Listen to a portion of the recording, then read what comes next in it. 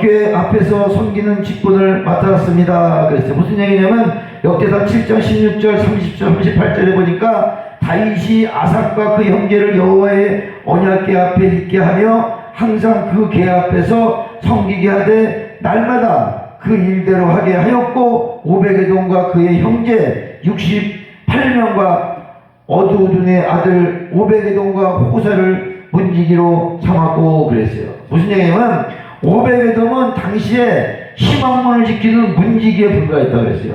희망문 문지기. 그런데 하나님의 축복을 받아서 그는 남방문의 수문장이 되었다고 그랬어요. 남방문의 수문장은 뭐냐면은 왕이 다니는 문이에요. 왕이 다니는 문으로서 문지기 중에서도 가장 좋은 자리로 오게 된 거예요. 할렐루야. 그러니까 왕이 사용한 문에는 아무나 세우지 않습니다. 왕의 신분과 안전을 지키는 그런 힘이 있는 사람을 세우기 마련이에요. 그런 좋은 자리에 올라가게 되었는데 오베게돔은 신분에 향상되는 성공도 거둬서 할렐루야. 복도 받으면 신분이 향상되는 거. 창세기 39장에 보니까 요셉은 형제들에게 꿈을 얘기해서 미움을 받아 17살 때 미디안 광야 상인들에 팔려서 애굽왕 바로의 신의 그런 시위대장 보디발의 종이 되었고 또 감옥까지 가게 되어는 요셉이지만, 그러나 요셉은 어디까지나 하나님을 잘 섬기고 할렐루야 기도하고 하나님이 함께 하셔서 형통케 되는 축복을 받은 줄 믿습니다. 아멘. 여러분 요셉에 대해서 너무너무 잘 알지요. 요셉의 인생만 따라가도 우리는 성공할 수 있어요.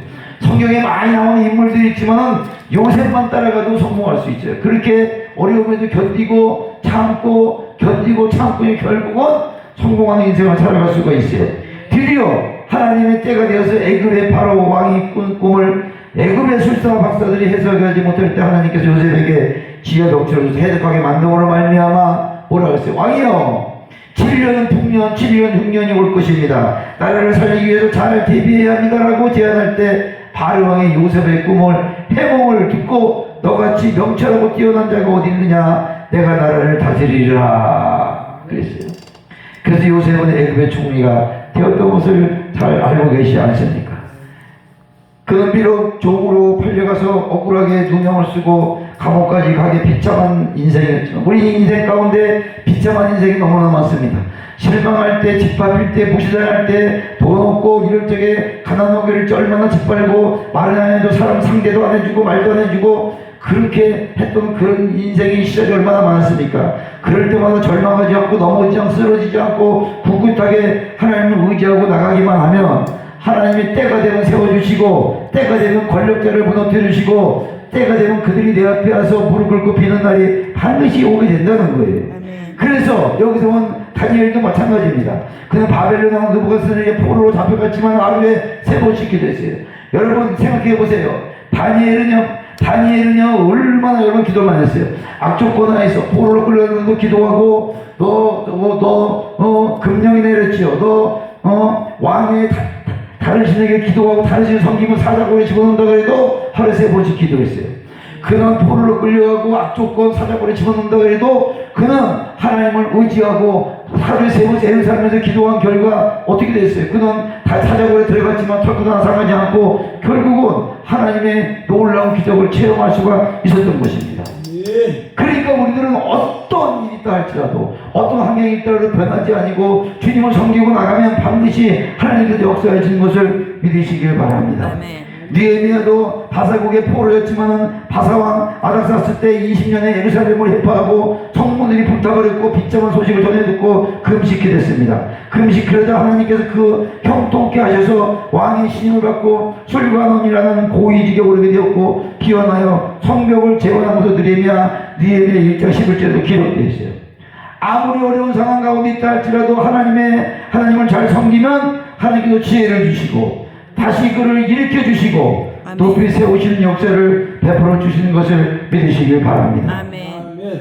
사랑하는 여러분, 하나님을 잘 섬겨서 여러분의 직장과 위치가 점점 향상되고 주님의 이름으로 또 우리가 가는 곳마다 있는 곳마다 역사가 일어나게 하여 주옵시고 기도하는 것이 응답이 되게 하여 주옵시고 그런 일이 날마다 일어나는 우리와 함께 하신 하나님을 믿습니다. 할렐루야. 역사상 가장 훌륭했던 위인들의 공통점 다 하나님의 말 성경을 생활 인형으로 다뤘다고 합니다. 특히 미국 같은 경우에는 역사상 가장 훌륭했던 4명의 조지 워싱턴, 토마스 제퍼슨, 링컨, 루즈벨트 대통령이 있었는데 그들의 공통점 모두 하나님의 말씀 성경을 그들의 생활 이념으로 삼았다. 대통령들도 성경을 이념으로 삼았고 살아가는데 우리들은 더욱더 성경을 이념으로 살아가야 된다는 것입니다. 그래서 그들은 성경 말씀대로 살아서 지금까지 당대에 존경받는 대통령이 불리고 또 그들이 하나님의 말씀으로 나라를 다스렸기 때문에 하나님이 기뻐하는 축복의 나라 미국을 여러분 선진국가로 만들어주신 것을 믿으시기 바랍니다. 하나님의 말씀은 성공을 필수 조건이고 행복의 여러분 길입니다. 그래서 승리하는 삶으로 인도하는 것을 하나님의 말씀은 우리를 패배로 가고 우리를 나고자로 만드는 게 아니라 하나님의 말씀은 승리로 이끌어 주신다는 것을 믿으시기 바랍니다. 할렐루야. 그래서 우리는 쓸데없는 걱정, 쓸데없는 근심 그런 거 하지 말고 날마다 부지런하고 여러분 주님을 위해서 헌신하고 봉사하고 감사하는 생활을 하시기 바랍니다. 아멘. 그러면 더 하나님의 향한 마음이 행복해질 것입니다. 아멘. 아무리 힘들어도 엄만 불평하지 않고 기도했더니 다시 하나님께서 경제적으로 풀리게 하시고 행복한 삶을 살게 만들어 주신다는 것을 믿으셔야 돼요. 할렐루야. 아멘. 교회에 나와도 인생을 변화되지 받지 못한다면 그 사람은 신앙생활을 잘못해서 그렇습니다. 믿음 생활을 잘해야 합니다. 성경 말씀에 순종하고 기도하면 인생이 달라진다 그랬어요. 새로워진다 그랬어요. 응답과 기적의 역사가 나타난다 그랬어요. 축복의 열매가 맺어진다 그랬어요. 행복의 열매가 맺어진다 그랬어요. 더 나아가서 사랑의 열매가 나타나고 가정의 자녀들이 잘되고 직장의 사업장이 잘되고 복 있는 사람이 되고 복의 근원이 되는 그런 사람이 된다고 말씀하신 대로 그런 사람이 되는 주인공이 되시기를 바랍니다. 아멘. 할렐루야. 아멘. 세 번째로 자손의 축복을 받았다고 그랬어요. 자손의 복. 그러니까 500에돔이 자손의 축복을 받았다고 그랬는데 500에돔이 오늘 성경 말씀에 보니까 뭐라고 기록되어 있냐면 여기 보니까 역대상 25장 4절에서 8절에 보니까요. 500에돔의 아이들은 맏아들 스마야와 둘째 여호사밧과 셋째 요아와 넷째 사갈과 다섯째 느다엘과 여섯째 암미엘과 일곱째 이사갈과 여덟째 브롤레다와 하나님의 500에돔에게 복을 주셨습니다. 그의 아들 스마야도 두 아들을 낳았으니 그들의 조상이 가문을 다스리는 자요 큰 용사라. 스미야와 아들들은 오드니와 루벨과 오벳과 엘사벳의 형제 엘리와 스마가 능력이 있는 자니 이는 500에돔의 자손이라. 그들과 그의 아들들과 그의 형제들은 다 능력이 있어 그 직무를 잘하는 자이니 500에돔에서 난 자가 60명이더라. 할렐루야. 500에돔의 자녀가 60명이에요. 60명이 500에돔 복계를 자신의 집에 잘 머무셔서 재물과 기쁨뿐 아니라 자손의 축복까지 우리가 받은 것을 알 수가 있어요. 그러니까 500에돔은 8명의 아들이 있었고 손자까지 성경에 기록된 자손은 62명인데 그 자손들은 다스리는 자, 큰 용사, 능력 있는 자, 직무를 잘하는 자로 소문이 났다고 그랬어요.